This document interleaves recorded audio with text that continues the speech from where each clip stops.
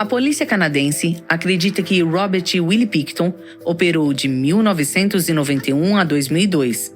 Contudo, ele pode ter iniciado já em 1979, quando mulheres vulneráveis começaram a desaparecer misteriosamente pela primeira vez em Vancouver. Durante o dia, Willie era um produtor de porcos. Durante a noite, percorria o distrito de decadência notória de Vancouver, Downtown Eastside, em busca de suas vítimas. As vítimas de Willie eram prostitutas, muitas delas lutando com abuso de substâncias que ele podia atrair à sua casa com facilidade com a promessa de drogas. Quando de volta à sua propriedade, Willie estuprava as mulheres e depois as matava, alimentando os porcos com seus cadáveres. No fim das contas, Willie foi condenado pelo assassinato de 6 mulheres, apesar de ter sido acusado por 26 mortes e mais tarde ter confessado 49 homicídios, tornando um dos serial killers canadenses mais prolíficos. Neste episódio, nós mergulharemos na infância de Willie, contando um pouco sobre sua estranha vida e família em sua fazenda, que pode ter contribuído para sua trajetória perversa como assassino. Descobriremos mais sobre os homicídios cometidos por Willie, inclusive como ele conseguiu burlar o rastreio da polícia por anos. Robert Willie Pickton nasceu em 24 de outubro de 1949, filho de Leonard e Ellen Louise Pickton. Willie era o filho do meio de 3 filhos. Linda era a mais velha, seu irmão mais novo recebeu o nome de David. A entrada de Willie neste mundo foi difícil. Quando ele nasceu, seu cordão umbilical ficou enroscado com muita força em volta do seu pescoço. Mais tarde, a família de Willie se perguntou se esse incidente pode ter resultado em algum tipo de dano cerebral. Na época, contudo, Willie pareceu se desenvolver com relativa normalidade. Willie e sua família viviam em uma grande fazenda em Port Coquitlam, Canadá, por volta de 1 hora de Vancouver. A propriedade era uma área remota de matas, cheia de riachos e com muita vida selvagem. Em muitos sentidos, era um lugar maravilhoso para se crescer. Por outro lado, era uma vida dura para um garotinho. A lembrança mais antiga de Willie é de viver em um galinheiro convertido, durante o inverno, quando ele tinha por volta de 3 anos. Ele chorava demais para sua mãe Louise suportar. Então, ela o manteve no galinheiro pela maior parte do ano, até ele ter aprendido a parar de chorar à noite. A única água corrente nessa primeira casa vinha na forma de uma mina que corria sob as tábuas do assoalho. O jovem Willie erguia uma tábua solta e colhia a água da fonte para beber. A ideia de um bebê vivendo em um galinheiro causaria horror à maior parte dos pais, mas dificilmente essa é a mais incômoda entre as primeiras lembranças de Willie. Mais tarde, Pickton contou à polícia que ele se lembrava de ter recebido uma surra severa com a idade de 3 anos, depois de bater o caminhão de seu pai por acidente. Willie declara que ele foi deixado sozinho no caminhão, enquanto seu pai cuidava dos porcos na caçamba do veículo. Acidentalmente, ele ligou o caminhão e perdeu o controle e bateu contra o muro. A maior parte dos pais em tal situação culparia a si mesmos por deixarem uma criancinha atrás da direção de um veículo funcionando, mas os Picktons não eram seus pais amorosos típicos. O pai de Willie, Leonard, era distante e preguiçoso, querendo ter pouco a ver com o fardo de criar filhos. A mãe de Willie, que era 16 anos mais jovem do que Leonard, era uma progenitora mais envolvida, porém altamente excêntrica. Ellen Louise Pickton, como seu marido Leonard, não ligava muito para boas práticas de higiene. Praticamente todos os dentes de Louise tinham apodrecido há muito tempo. Embora os cabelos em sua cabeça fossem extremamente finos e ralos, ela começou a produzir pelos em seu queixo que, no fim das contas, era algo semelhante a uma barbicha. Louise é lembrada por vizinhos por sua voz em tom alto e estridente, em geral ouvida pela propriedade gritando para seus meninos virem dos estábulos. De fato, a voz desagradável de Louise era o melhor modo de distinguir Leonard de Louise. Ambos usavam as mesmas roupas, compostas por camisetas surradas e jeans masculinos, embora Louise sempre usasse uma bata por cima de seu jeans. O pior de tudo era o fedor pungente de esterco que parecia estar grudado permanentemente à família. um fedor que atingia os passantes no fundo da garganta e parecia manchar suas roupas. Onde quer que os Pictons fossem, o fedor sempre permanecia quando eles passavam, para desgosto dos habitantes da cidade. Embora esteja claro que a família Picton não fizesse da higiene pessoal uma prioridade, esse cheiro para eles era mais que natural. Pelo que parece, Louise tinha uma atitude bastante relaxada quando se tratava dos animais da propriedade, ou seja, era permitido a eles que transitassem pela casa a seu bel prazer. A casa estava constantemente cheia de cães, patos, galinhas e porcos. Com os animais vinham lama e esterco. Tudo ficava espalhado pelo chão e raramente era limpo. Os filhos recebiam um banho mais ou menos uma vez por semana, se tanto, mas o fedor nunca saía de todo. O desprezo de Willie por banhos, além de seu medo irracional em lavar o rosto, não o ajudava. Essa falta de higiene era tão perceptível que as crianças locais zombavam de Willie, chamando-o de porquinho. Ele não só cheirava mal, mas tinha dificuldade de aprendizado. No 3º ano, ele foi colocado em educação especial, o que apenas serviu para exacerbar os maus tratos que já estava sofrendo. As gozações de seus colegas de classe marcaram Willie. As brincadeiras podem ter efeitos negativos duradouros para a psique de uma pessoa. Vanessa vai abordar o aspecto psicológico aqui e durante todo o episódio. Por favor, atentem-se ao fato de que Vanessa não é psicóloga ou psiquiatra, mas pesquisou muito para o programa. Obrigada, Greg. Assédio moral tem um efeito profundamente duradouro sobre crianças que o experimentaram, algumas vezes até moldando nossas escolhas quando adultos. Em uma pesquisa conduzida pelo Dr. Michael Turner, um professor da Universidade da Carolina do Norte, Charlotte, concluiu que os que são maltratados cronicamente quando muito novos têm maior probabilidade de serem condenados por crime quando adultos. Willie era um menino muito retraído e calado, que raramente falava. Porém, quando falava, se atrapalhava com as palavras e falava rápido demais, o resultado de uma deficiência de fala. Não era de ajuda o fato da maioria das crianças na escola primária de Willie serem filhos de médicos e outros profissionais da classe média alta. Seus colegas de classe eram todos incrivelmente bem vestidos e falavam bem, resultado de uma criação privilegiada e abastada. Willie e seu irmão mais novo, Dave, se destacavam dando nas vistas, com suas roupas de segunda mão sujas e cortes de cabelo mal feitos. De acordo com um estudo de ciência comportamental feito pelo FBI, o perfil de 71% dos assassinos no estudo vivenciaram algum tipo de sensação de isolamento em sua infância. Isolamento era uma sensação que, sem dúvida, era familiar a Willie. Entre os maus-tratos frequentes e a vida solitária levada na imensa propriedade familiar.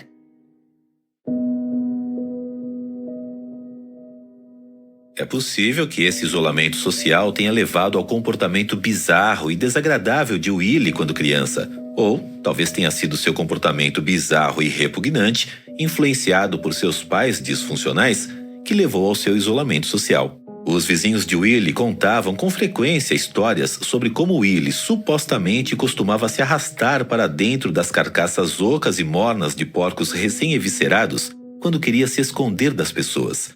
Esse não é um hábito que atraía amigos. Willie, ou a família Picton, nunca confirmaram essa história, mas pelo que parece ela é uma história plausível, levando em consideração o quanto a família era estranha, além do forte vínculo de Willie com os animais da propriedade. Embora Willie tivesse poucos ou nenhum amigo na escola, pelo menos ele tinha os animais na propriedade. Em 1961, quando tinha 12 anos, Willie pegou $35 que tinha poupado com muito cuidado e comprou para si um bezerro em um leilão de gado. Willie se apegou rápido ao animal e corria para casa depois das aulas para cuidar dele. Esse bezerro era tudo para Willie. Sendo tão isolado como era, tanto socialmente devido aos agressores e literalmente devido à grande fazenda em que sua família vivia, é provável que Willie quisesse uma companhia. Esse bezerro foi uma imensa fonte de felicidade e conforto para ele.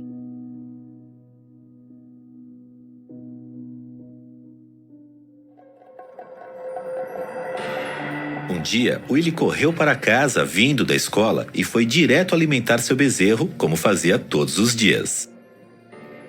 Exceto que desta vez, o bezerro tinha sumido. Willie vasculhou a propriedade freneticamente, procurando pelo seu bezerro perdido. Depois percebeu que a porta do cercado estava trancada. Não tinha como ele ter saído. Alguém tinha deixado o bezerro sair. O pai de Willie, vendo seu transtorno, sugeriu que ele verificasse o celeiro. Willie imediatamente correu para lá e abriu as grandes portas do celeiro. O que viu o traumatizou pelo resto da vida. Lá, pendurado de cabeça para baixo por suas patas traseiras, estava o bezerro adorado de Willie. Ele tinha sido abatido. A carcaça já estava vazia, como as carcaças de porco em que, segundo alguns, Willie gostava de se esconder. Willie olhou nos olhos negros sem vida do bezerro. Ele olhou para baixo e percebeu que estava parado em uma poça do sangue do animal. Willie recusou-se a falar com qualquer pessoa por 4 dias depois deste incidente. Leonard tornou as coisas ainda piores ao sugerir que Willie poderia sentir-se melhor se comesse um pouco da carne de seu bezerro de estimação. O garoto se enfureceu. Ele sentia que ninguém em sua família o entendia. Seu bezerro o compreendia, mas agora estava morto. Louis, tentando persuadir Willie a largar a sua raiva, ofereceu-lhe $20 para comprar um bezerro que substituísse o anterior. Porém, para Willie, aquele bezerro era especial. Ele tinha a intenção de mantê-lo para o resto de sua vida. Não havia substituto para ele. Toda criança criada em uma fazenda tem que enfrentar o fato de que a maioria dos animais da propriedade está destinado ao prato do jantar. Porém, quando os pais de Willie o surpreenderam cruelmente com o corpo de seu animal de estimação abatido, ele aprendeu uma lição diferente.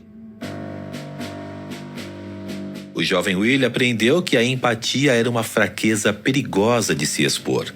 Ele aprendeu que, se ousasse se tornar apegado a qualquer coisa ou pessoa, essa vulnerabilidade seria usada contra ele. Ele se tornou ainda mais isolado socialmente. Embora Willie não tivesse muitos amigos enquanto crescia, ele deixou uma boa impressão em uma garotinha. Pensando nas lembranças de Willie, Lisa Yields se referiu a ele como um garoto amoroso. Lisa encontrou Willie pela primeira vez em 1962. Lisa tinha 5 anos, Willie tinha 13. Lisa estava visitando uma loja em Port Coquitlam, onde os Pictons vendiam sua carne. Willie ajudava na loja com frequência, junto com sua mãe. Ele estava trabalhando naquele dia quando Lisa entrou com seus avós. Lisa se lembra de Willie dando de presente para ela, às escondidas, um pacote de cachorros quentes. Como Willie, Lisa experimentou maus tratos quando criança. Então, esse presente ficou marcado como um exemplo raro de bondade vinda de seus pares. Eles não se reencontrariam por mais de 3 décadas, mas o momento ficou marcado por toda a vida de Lisa. No ano seguinte, em 1963, os pais de Willie compraram 40 acres de terra no extremo leste de Port Coquitlam. A irmã de Willie, Linda, decidiu não ir com a família. Linda estava infeliz. Entre a higiene precária de sua família, comportamento cruel e a bagunça geral que vinha com a vida na fazenda, Linda mal podia esperar para escapar. Portanto, depois que a família se transferiu, ela mudou para a casa de parentes em Vancouver, com a idade de 12 anos. Ela focou nos estudos e cortou todos os laços com seus pais e irmãos. De qualquer modo, nunca se sentiu próxima a eles, o que não pareceu incomodar Louis, que, no fim das contas, preferia seus filhos homens. Além do mais, ela precisava deles para trabalhar na nova propriedade de 40 acres. Depois de ficarem sabendo sobre a venda das terras, os vizinhos provavelmente pensaram que os Pictons eram os Palermas. Os locais da região sabiam que grande parte do terreno estava abaixo do nível da água e era bem pantanoso. Portanto, era praticamente inútil como terra de cultivo, porque as plantações não tinham chance de crescer por lá. Porém, os Pictons não ligavam para plantações. Eles estavam interessados em porcos. A família pretendia expandir seu negócio de carne, criando mais porcos e galinhas, matando-os eles mesmos e estocando a carne na propriedade, em freezers imensos, de onde podiam vendê-la para atacadistas ou para quem passasse por lá. Isso cortou o custo de contratar um açougueiro e permitiu margens de lucro mais altas ao venderem a carne diretamente da fazenda. A família tinha por volta de 700 porcos na fazenda, e exatamente como antes, os Pictons permitiam-lhes transitarem livres pela propriedade, inclusive dentro da casa da família. Louise colocou os meninos para trabalharem, forçando eles a cuidarem dos porcos. Era exigido deles que alimentassem os porcos 3 vezes ao dia. Uma vez de manhã bem cedo, uma depois das aulas e uma vez tarde da noite. Às vezes, a carga de trabalho era tão intensa que os garotos perdiam a escola completamente. Sem dúvida, Willie perdeu a sua infância. Ele não só estava socialmente isolado devido à sua falta de higiene adquirida, uma prática considerada aceitável por seus pais. Ele passava a maior parte de seu tempo na fazenda, uma imensa extensão de terra que o mantinha longe de todo mundo.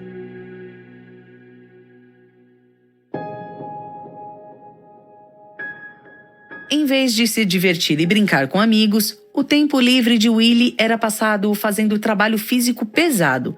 Não só isso, mas suas condições de vida eram de extrema falta de higiene. Ele estava cercado por animais mortos e passava seus dias coberto por sangue e fezes. Em 1964, com a idade de 14 anos, Willie abandonou os estudos.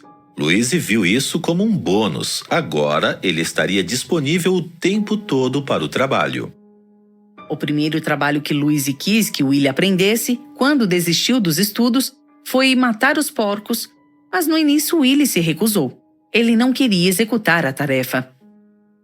Willie adorava Louise, apesar de ela ser péssima mãe. Então, quando ela se recusou a abandonar a questão, a contragosto, Willie começou a acompanhar um açougueiro local, Bob Corak. Esse arranjo logo se transformou em um aprendizado para Willie como açougueiro. Agora, Willie não só estava cercado por animais mortos, era ele quem os matava.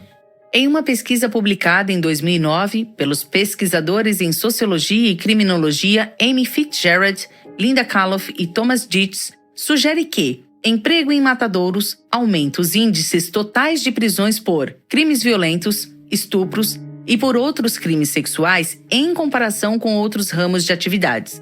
O estudo examinou crimes em comunidades com e sem matadouros. Mesmo depois do controle para outros fatores, tais como índices de pobreza e desemprego, matadouros superaram por larga margem todos os outros ramos de atividade em seus efeitos sobre o crime. Em especial, comunidades com matadouro viram um aumento significativo em crimes violentos e sexuais.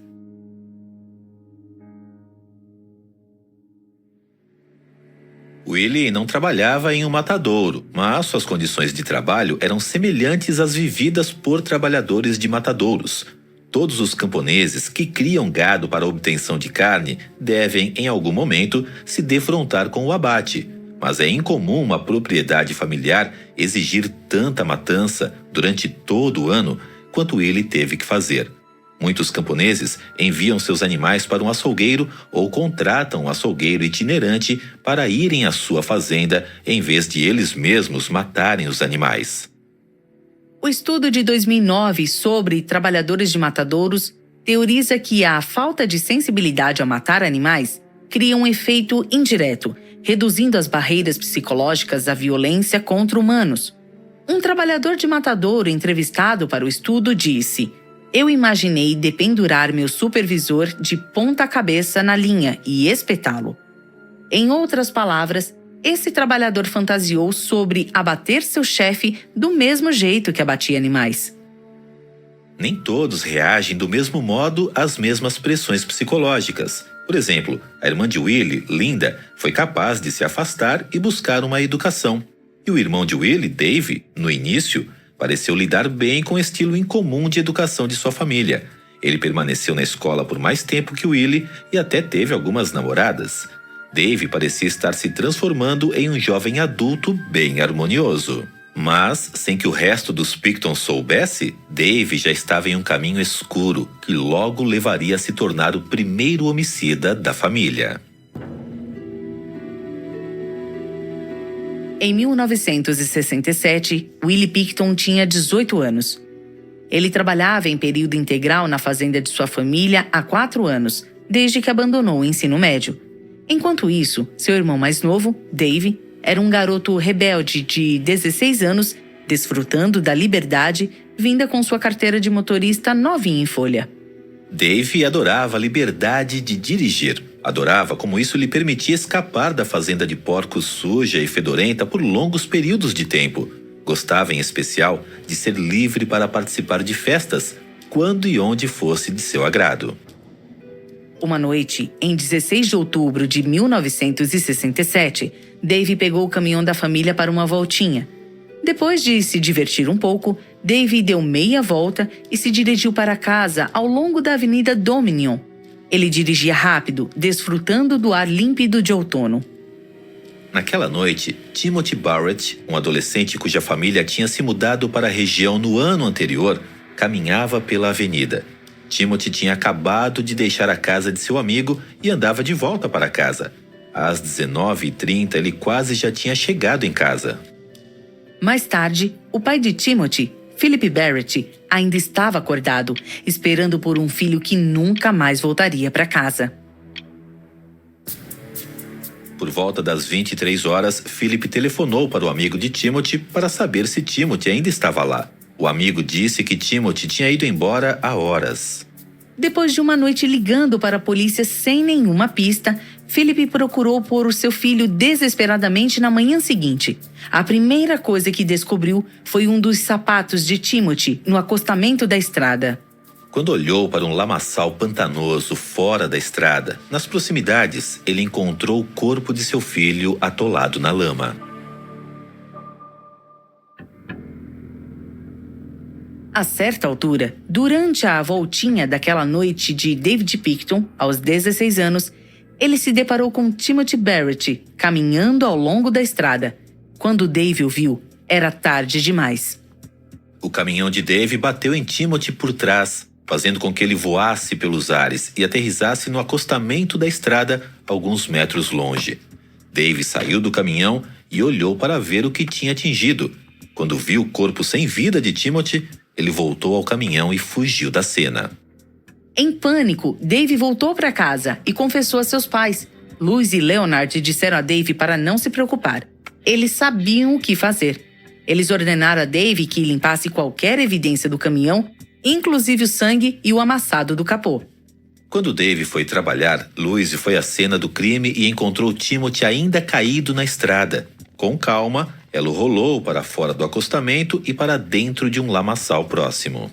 Enquanto isso, o dano no caminhão era mais do que Dave conseguia consertar sozinho.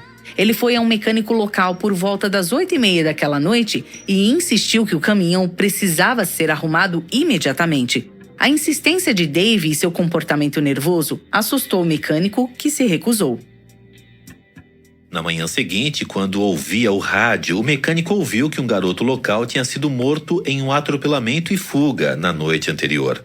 Imediatamente pensou em Dave e seu caminhão, com os amassos suspeitos na parte dianteira.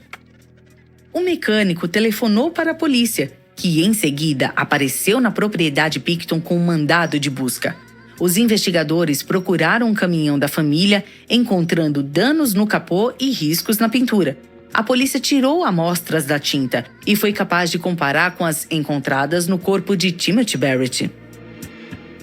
Enquanto isso, no gabinete do médico legista, a autópsia revelou que o impacto do caminhão não tinha matado Timothy.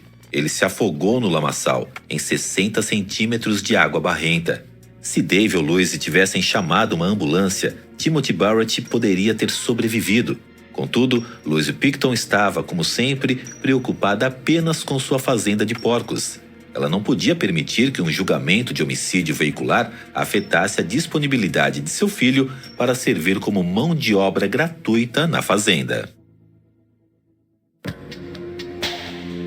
Em 19 de dezembro de 1967, pouco mais de 2 meses depois do incidente, Dave foi acusado na corte juvenil por ter fugido da cena do acidente. Não houve menção de homicídio culposo, que não há intenção de matar, e não fica claro por que nunca foram feitas tais acusações. O homicídio de Timothy Barrett nunca foi esclarecido pelo tribunal. Não está exatamente claro por que Louise nunca foi acusada pelo crime, mas é possível que os promotores não pensassem terem evidência suficiente para assegurar uma condenação. Contudo, essa história suscitaria boatos pela vizinhança pelas décadas seguintes. O papel de Louise na morte de Timothy Barrett revelou um lado sinistro de uma mulher já amplamente impopular. Ficou claro que ela protegia sua família, disposta a acobertar um crime para salvar o seu filho, mas ao mesmo tempo ela mesma mostrou um completo desprezo pela vida humana.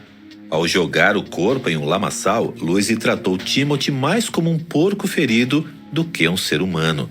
Foi um exemplo extremo do mesmo tipo de crueldade insensível que os pais Pickton apresentaram contra seu próprio filho anos antes, quando o surpreenderam com o corpo abatido de seu bezerro de estimação. Se Willie se tornou insensível para a violência por conta do seu trabalho abatendo animais, o mesmo pode ser verdade sobre seus pais, que fizeram aquele trabalho antes de seus filhos terem idade suficiente para assumir a tarefa. De acordo com Michael Lebow, escrevendo para Revisão Global de Saúde de Yale, é possível que abater animais repetidamente possa induzir a uma desordem psicológica conhecida como estresse traumático de perpetração induzida, PITS. Indivíduos sofrendo de PITS experimentam sintomas semelhantes aos vistos em desordem de estresse pós-traumático, tais como ansiedade, depressão e distorção da realidade. Mas os pacientes de PITS desenvolvem esses sintomas após perpetrar o trauma, não sendo vítimas do mesmo.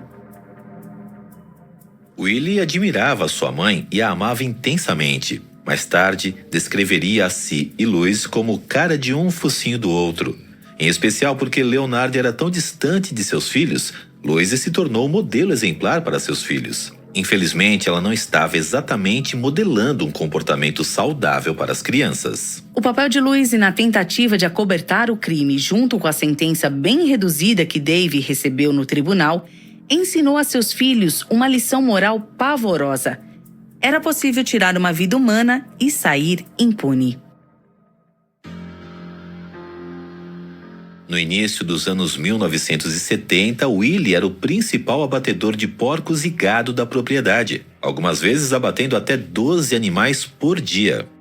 Para Willie matar e esquartejar um ser vivo, foi um comportamento diário normalizado, o que não sugere que todos os camponeses e açougueiros são insensíveis à violência contra humanos, é claro. A maior parte dos camponeses são pessoas dentro da lei, que voluntariamente escolhem uma carreira focada em torno da produção de alimentos para outros. De fato, não há muito tempo, a maioria das pessoas eram camponeses. Em 1900, menos de 50 anos antes de Willie nascer, 63% dos canadenses viviam em fazendas. Mas existiam diferenças-chave entre o estilo de vida dos Pickton e as vidas dos antigos camponeses. Os Pickton criavam porcos quase que exclusivamente. Antes da era da agricultura industrializada, as fazendas familiares, tipicamente, criavam uma variedade de espécies de gado, bem como plantavam cereais. Também houve uma mudança importante na psicologia da agricultura animal durante o fim do século XIX e início do século XX. O historiador James McWilliams, escrevendo para o The Atlantic, diz que, antes de 1859, a maioria dos camponeses pensava em seu gado como criaturas sencientes. Os camponeses se preocupavam com o conforto e felicidade de seus animais e buscavam tornar o abate o menos doloroso possível. Porém, no decorrer do século seguinte, de 1850 a 1950, a agricultura industrial tomou forma e os manuais de agricultura começaram a alertar os fazendeiros contra o afeto pelas criações, com alguns textos indo tão longe a ponto de descrever porcos como máquinas. Essa foi a mesma lição que os Pickton ensinaram a seu filho quando mataram seu bezerro de estimação por nada, como uma tentativa de prepará-lo mentalmente para aquele desfecho. Foi mostrado a Willie que se ele ousasse ter empatia por um animal, sua vulnerabilidade seria usada para torturá-lo. Mais tarde, Willie aprendeu outra lição dura sobre criar laços com animais, que eles nem sempre retribuiriam seu afeto. A certa altura, em sua adolescência, Willie foi atacado por um touro Angus. Quando contou a história, Willie não se lembrava que idade tinha quando isso aconteceu, mas ele se recordava do medo da possibilidade de perder um braço no ataque. Em outra ocasião, Willie foi forçado a separar 2 varrões lutando ferozmente por uma porca no cio. Com porcos adultos bem alimentados, em geral pesando até 340 quilos, deve ter sido uma tarefa aterrorizante para um jovem rapaz. Sua perna ficou lacerada pelas presas dos varrões.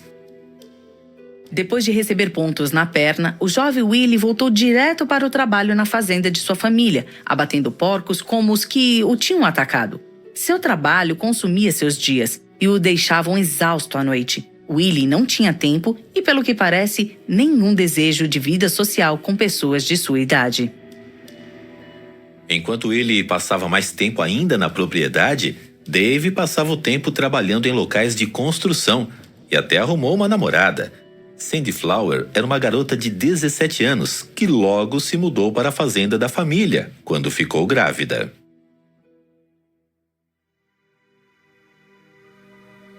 Em 1974, Sandy deu à luz a uma menina, Tammy, seguida por um menino, Douglas John, 1 ano e meio mais tarde. Sandy se tornou uma agricultora, trabalhando 12 horas por dia, ajudando com os animais e vários afazeres. Durante alguns anos, a vida continuou como habitual na fazenda, que estava se tornando uma casa cheia. Além dos 4 Picton, Sandy, os 2 filhos dela e de Dave, tinha 2 colonos idosos que viviam na propriedade. Quanto a Willie, ficava a maior parte do tempo na dele.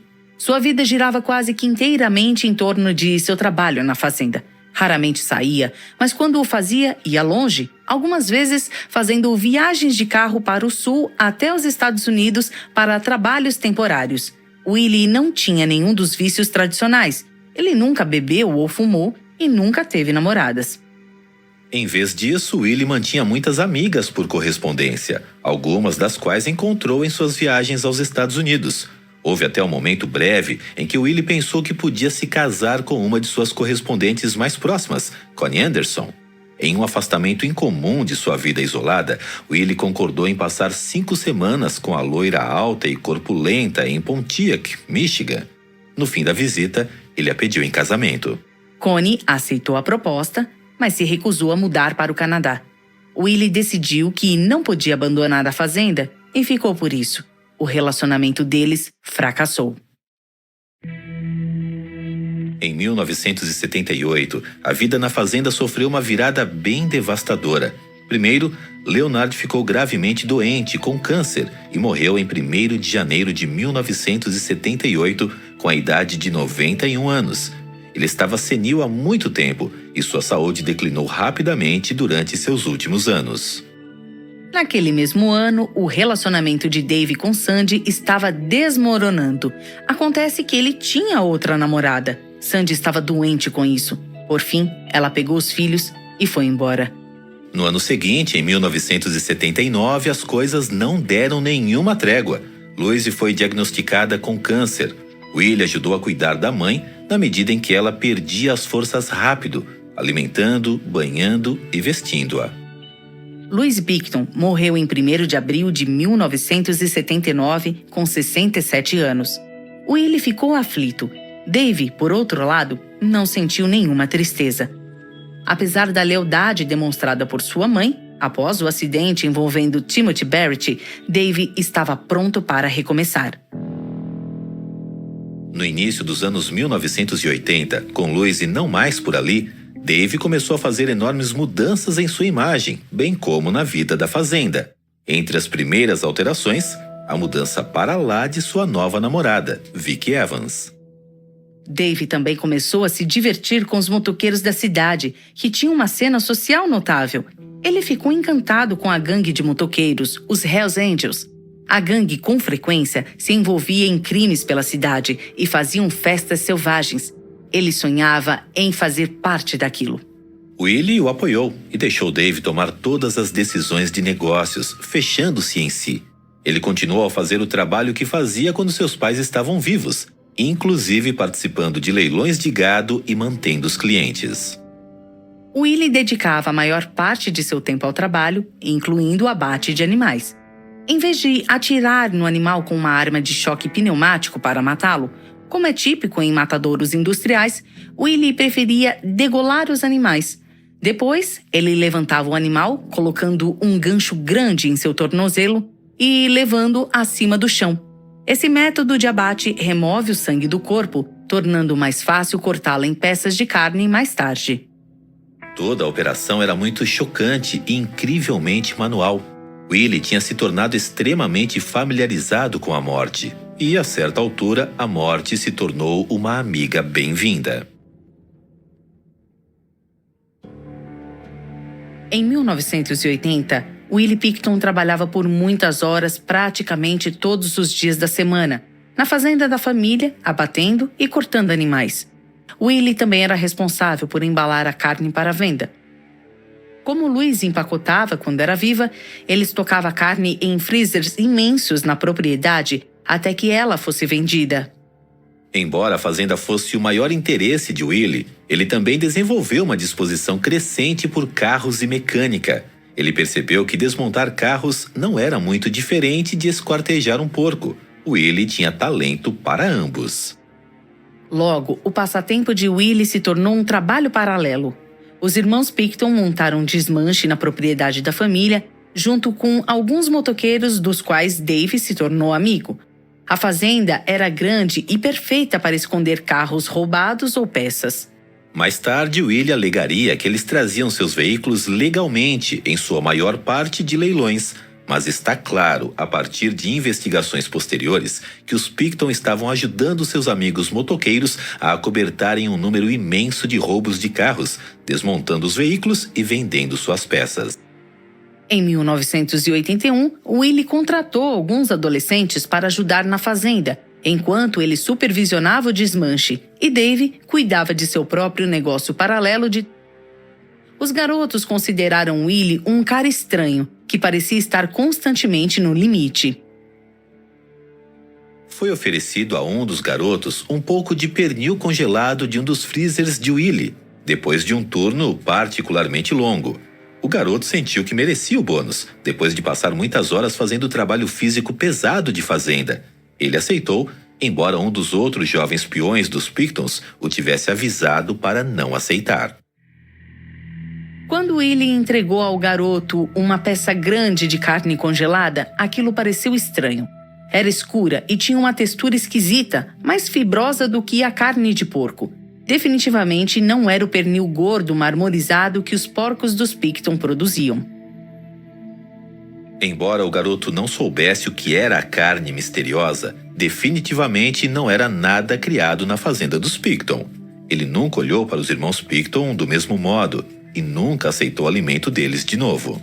Não se pode ter certeza do que havia no pacote congelado. Contudo, nós sabemos um pouco sobre a aparência e textura da carne humana graças aos desbravadores do início do século XX, como William Seabrook escreveu sobre o encontro com canibais durante suas viagens. Embora tenha voltado atrás em sua história mais tarde, ele declarou ter cozinhado carne humana que ele adquiriu de um hospital. Seabrook escreve a respeito: o bife era um pouco mais duro do que vitela de primeira, um pouco fibrosa, mas não dura ou fibrosa demais para ser comestível. O assado do qual eu trinchei e comi uma fatia central era tenro, com cor, textura, cheiro, bem como sabor, o que me deu certeza de que todas as carnes que conhecemos habitualmente, vitela é a carne com que mais se parece com a carne humana. Não existe evidência clara de que Willie Pickton já estivesse matando em 1981, quando ofereceu a seu peão aquele pernil de aparência estranha. Mas, em comparação com a carne tenra, esbranquiçada, típica dos porcos, escura e fibrosa, seria uma descrição adequada para a carne humana. Nessa época, os irmãos Pickton ainda estavam de luto por seus pais, ao mesmo tempo administrando a fazenda familiar. Willie e Dave lidaram de um modo um tanto diferente com esse momento. Willie se voltou para dentro, se tornando mais e mais isolado socialmente. enquanto Dave ficou cada vez mais envolvido com a gangue de motoqueiros do Hells Angels. As pessoas começaram a fofocar sobre os acontecimentos estranhos na propriedade familiar dos Picton, desde motoqueiros que chegavam fazendo algazarra na fazenda de porcos a qualquer hora da noite, aos carros que chegavam em circunstâncias suspeitas e deixavam desmanche dos irmãos em pedaços. Em 1981, depois que o filho de um político foi preso por roubar carros, a polícia descobriu que os adolescentes locais estavam sendo contratados pelos Picton para cometerem crimes. Quando a polícia veio investigar a fazenda, eles recuperaram alguns dos veículos roubados. Eles também observaram o comportamento estranho dos dois irmãos. Willie, eles notaram, era quase desprovido de qualquer emoção. Ele quase não piscava e era incrivelmente submisso. Uma explicação possível para o seu comportamento é a defesa psicológica conhecida como duplicação. De acordo com Lebow, algumas pessoas, cujos trabalhos exigem a repetição mecânica de ações moralmente dúbias e psicologicamente estressantes, resistem separando-se em um perfil bom e um mau. O perfil mau vai trabalhar todos os dias, necessariamente deixando qualquer senso de empatia à porta. Depois do trabalho, o lado bom reaparece. É claro, Willie podia apenas estar fazendo um espetáculo de obediência e inocuidade para a polícia. E depois de perder os dois pais tão perto um do outro, ele podia ainda estar emocionalmente submisso em função do luto. Porém, talvez estivesse de fato manifestando um ego bom para conversar com a polícia, separando-o em sua mente do ego mau que cometeu crimes. A polícia continuou a investigar os garotos e seu desmanche por algum tempo, mas por fim abandonou o caso. Com a polícia vindo constantemente à propriedade, os dois irmãos discutindo com frequência, a namorada antiga de Dave, de 11 anos, Vicky, considerou então a vida na fazenda intolerável e ela foi embora. Dave substituiu Vicky bem rápido, unindo-se a outra mulher, chamada Kate Weinberg. Sem Vicky por perto para desencorajar suas farras, Dave ficou mais selvagem ainda e focou ainda mais em suas amizades com os Hells Angels, exatamente como quando era adolescente, com sua primeira licença de motorista. Dave nunca perdeu uma oportunidade de participar ou ser anfitrião de uma festa. Enquanto isso, Willie explorava algumas de suas próprias paixões. Ele viajava a Vancouver com regularidade com um vizinho especialmente mal falado. No início dos anos 1980, ao mesmo tempo em que os garotos Picton estavam com seu desmonte em funcionamento, promovendo festas de motoqueiros e se esquivando do longo braço da lei, coisas estranhas estavam acontecendo no notório distrito sórdido de Vancouver, Downtown Eastside. Mulheres estavam desaparecendo. A maioria nunca voltou. O distrito de Downtown Eastside tinha todos os ingredientes de uma área urbana repleta de crimes. Becos escuros em todos os quarteirões, agulhas descartadas sujando o chão e figuras sombrias que andavam à noite.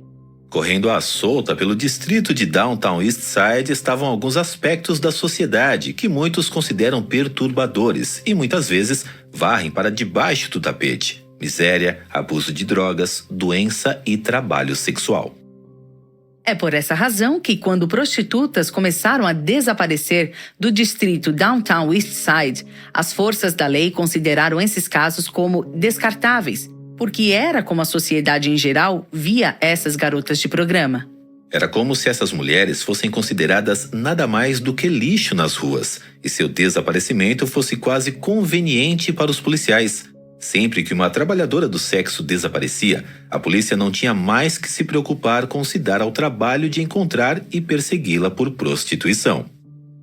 O prefeito de Vancouver, Gordon Campbell, contou aos repórteres que, embora o assassinato dessas prostitutas fosse lamentável, suas mortes, no fim das contas, eram para o bem, porque os cidadãos as queriam fora das ruas.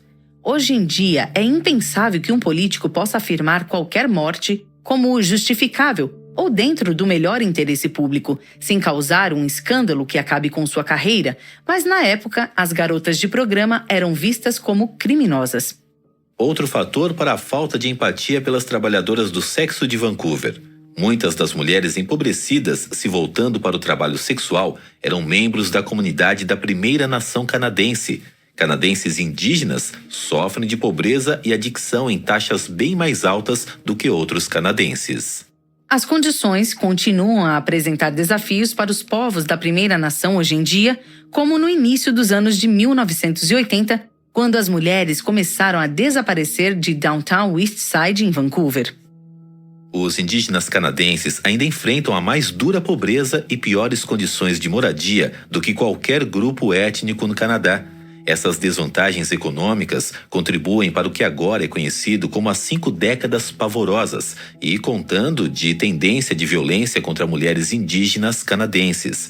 A Canadian Broadcasting Company, CBC, mantém uma lista que atualmente detalha 192 assassinatos de mulheres da Primeira Nação e 116 desaparecimentos, a vasta maioria dos quais estão sem solução. Os indígenas canadenses, muitas vezes chamados no Canadá como povo aborígene, têm 2 vezes mais probabilidade em relação a outros canadenses de serem vítimas de crimes violentos. De acordo com um estudo de 2014, as mulheres aborígenes têm uma taxa de violência e vitimização que é perto de 3 vezes maior em relação às mulheres não aborígenes.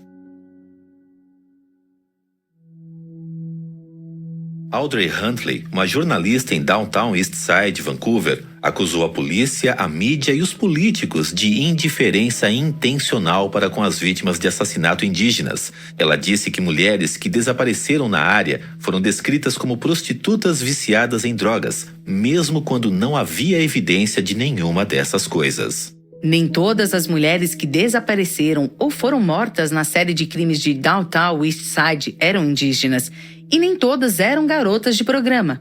Mas parece que a mera presença de mulheres indígenas e prostitutas na área foi o suficiente para diminuir a empatia por todas as mulheres desaparecidas e assassinadas. Acredita-se que Wendy Louise Allen, uma mulher de 34 anos, foi uma das primeiras em uma longa cadeia de desaparecimentos no distrito de Downtown Eastside. Wendy desapareceu em 30 de março de 1979. Ela foi encontrada décadas depois, viva e morando em Ontário, com um nome diferente. Wendy nunca explicou o que a levou a abandonar sua família, amigos e antiga vida de modo tão repentino. Após ser localizada, Wendy expressou aos investigadores que ainda não quer ver sua família e não queria que seu nome fosse publicado. Antes de ser encontrada, a família de Wendy acreditava que ela poderia estar entre as vítimas de Pickton. É possível ela ter tido um encontro com Pickton que a assustou, levando-a a sair de Vancouver. Mas, se for o caso, ela não disse nada a respeito para a polícia. Mas mesmo que nunca tenha encontrado Pickton, a história de Wendy faz parte do caso Pickton, pelo fato de seu desaparecimento ter sido o primeiro sinal da crise de mulheres desaparecidas de Vancouver. Depois de Wendy, teve Rebecca Guno, uma mulher de 23 anos que desapareceu em 22 de junho de 1983. Ela nunca foi encontrada. A seguinte a desaparecer foi Yvonne Marlene Abe Gozes, que desapareceu depois de dizer à sua família que planejava se mudar para Calgary e Sherry Rail, ambas em janeiro de 1984. Nenhuma delas nunca foi localizada, embora a polícia tenha feito testes posteriores em restos humanos encontrados na fazenda de Willie Pickton, comparando uma amostra de DNA da irmã de Yvonne, Valerie.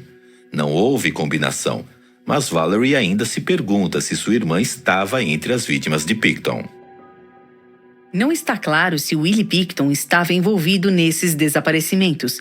Em função de seus métodos incomuns de desova dos corpos, nós nunca saberemos com exatidão quantas mulheres Pickton matou ou quem eram. O que sabemos é que, bem antes de sua primeira morte registrada, aconteceram várias histórias estranhas sobre carne de porco vinda da fazenda dos Pickton. E existem rumores impressionantes sobre as visitas de Willie a Downtown Eastside. De acordo com uma mulher citada anonimamente no livro On the Farm, Robert William Pickton e a trágica história das mulheres desaparecidas de Vancouver, a polícia ignorou rumores sobre Pickton espancando, estuprando e até assassinando trabalhadoras do sexo no início dos anos 1980. Segundo a mesma mulher, Picton teria atacado uma adolescente fugida de casa, que estava vivendo nas ruas de Vancouver por volta de 1984. A garota tinha fugido de casa para escapar de abuso sexual de seu próprio pai. Enquanto vivia nas ruas em Vancouver, ela se encontrou com Picton, que a espancou e tentou empurrá-la para dentro de seu carro. Ela quase não escapou viva. Quando a adolescente informou esse crime para a polícia de Vancouver, a amiga anônima diz eles não investigaram Picton e, em vez disso, deram à vítima a escolha entre voltar para casa, para sua família abusiva, ou ser enviada para um centro de detenção juvenil. Ela concordou em ir para casa. Décadas mais tarde, quando ela recuperou seus registros de infância do Departamento de Serviços da Criança e Família, a antiga fugitiva adolescente ficou chocada ao descobrir o nome de quem tentou sequestrá-la em seu relatório policial de longa data, Robert Picton. Naquela época, ele era um nome conhecido no Canadá. Como muitas histórias contadas sobre os primeiros anos de Willie Picton, é difícil dizer se essas alegações são verdadeiras. Em função da infâmia posterior de Picton, pessoas em busca de atenção, com certeza, podem ter inventado histórias sobre encontros íntimos com ele. Porém, esse relato, sem dúvida, se encaixa com o padrão posterior de Picton, um predador de vulneráveis. Enquanto isso, de volta à fazenda Picton, Dave estava ficando cada vez mais envolvido com os Hells Angels, que amavam fazer festas imensas e violentas. Willie sempre era convidado para essas festas, e ele também foi anfitrião de grandes festas. Apesar de sua fama em termos gerais, como um solitário e socialmente isolado, Willie gostava de se divertir. Suas festas em geral se transformavam em orgias sexuais selvagens. De acordo com a pesquisadora de psicologia, a doutora Nicola Davis, os eventos sociais de Willie não eram pouco característicos ou surpreendentes como parecem. Ela escreve: as festas e orgias eram um modo de liberar os pensamentos, sensações e emoções caóticas que estavam dentro de um homem que usava uma máscara de tranquilidade. Se espalhou a notícia na cidade de que, se você quisesse festejar, a fazenda de porcos Picton era o lugar aonde ir. Os Hells Angels mantinham o álcool e drogas fluindo de graça. Em uma área rural, em geral pacata, essas ocasiões doidas se tornaram uma parte importante do calendário social para pessoas que gostavam de partilhar sexo grupal e substâncias ilícitas.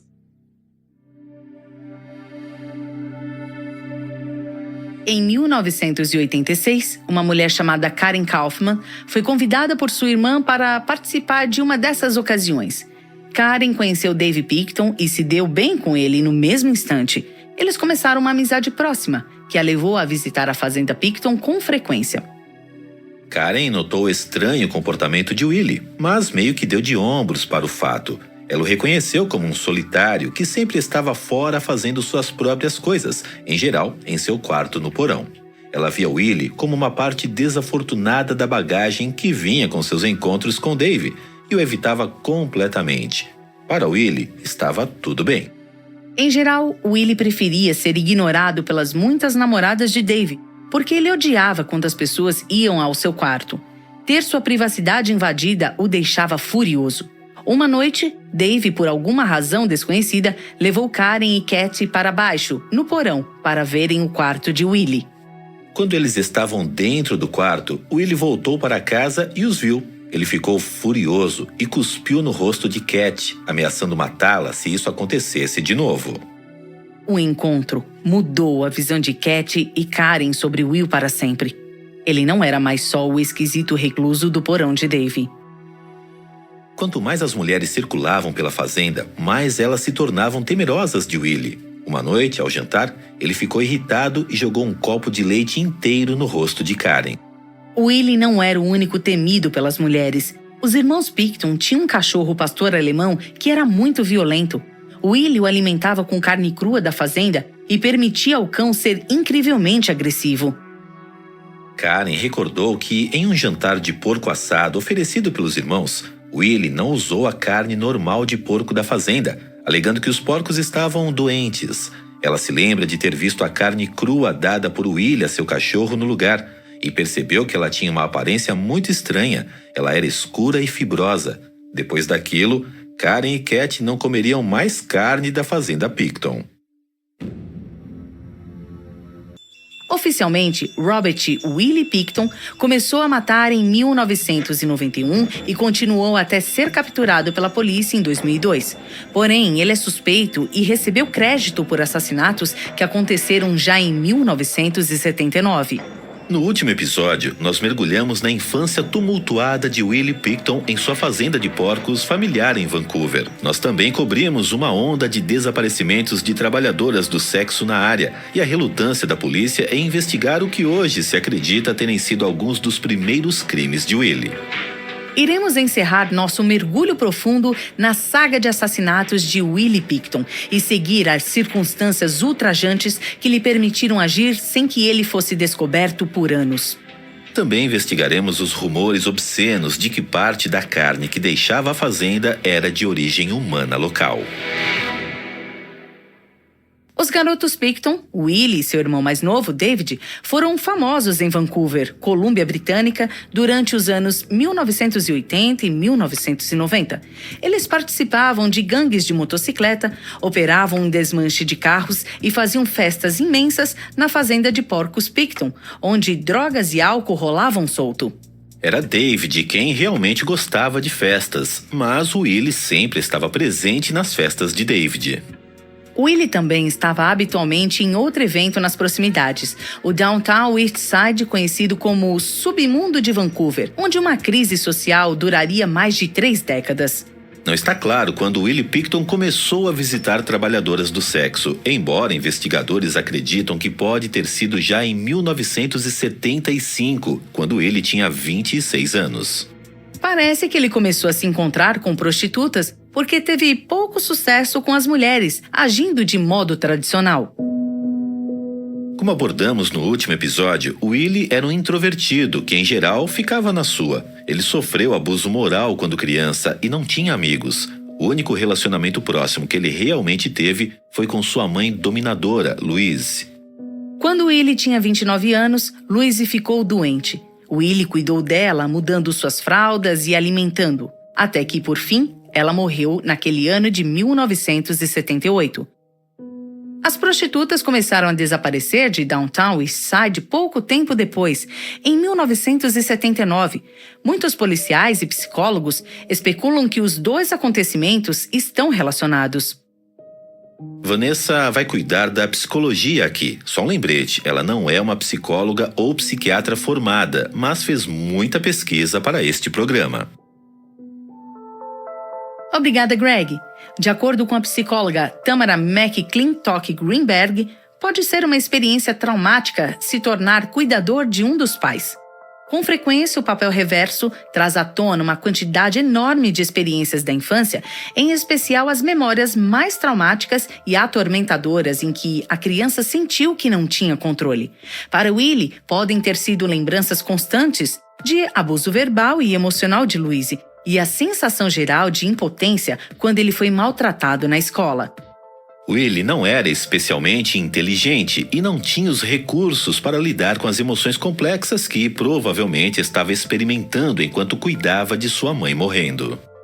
Essa nova situação de desamparo pode ter persuadido ele a agarrar o poder onde ele pôde. Em outras palavras, aliviar o trauma pode ter sido o que, por fim, lhe permitiu iniciar e depois escalar para matar as mulheres para quem ele pagava por sexo. Infelizmente, é onde a história de Willie se torna tenebrosa. Entre 1979 e 2002, 62 trabalhadoras do sexo desapareceram de Downtown East Side.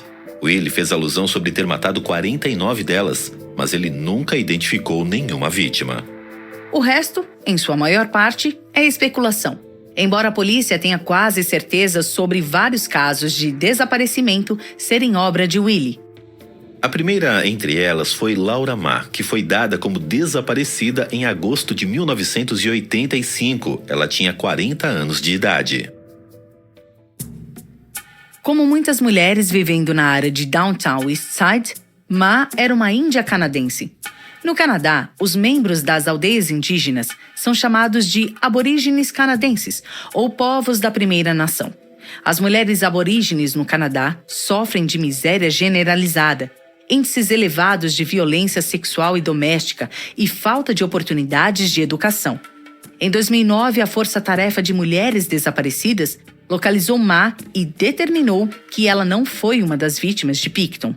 Porém, ainda é digno de nota que por 24 anos, com base em nenhuma evidência além de sua etnicidade e gênero, Ma foi classificada pela polícia como uma provável trabalhadora do sexo e viciada. Seu rosto apareceu em cartazes listando usuários de drogas desaparecidos. Quando seus filhos amados protestaram que Laura nunca tinha usado drogas, eles foram ignorados de modo incisivo pela polícia de Vancouver. Depois, em março de 1986, a prostituta de 26 anos, Elaine Allenbach, também sumiu de Downtown East Side. Em julho de 1988, Teresa Ann Williams foi a seguinte. Um pedaço de osso humano encontrado em um parque, no mesmo ano, foi identificado mais tarde como de Teresa. Elaine Dumba, de 34 anos de idade, foi a trabalhadora do sexo seguinte a desaparecer em 1989. Em agosto do mesmo ano, Ingrid Soet a seguiu. Embora ela não fosse trabalhadora do sexo ou viciada, Ingrid vivia com uma doença mental séria. Como as outras vítimas, ela era estigmatizada e, portanto, singularmente vulnerável.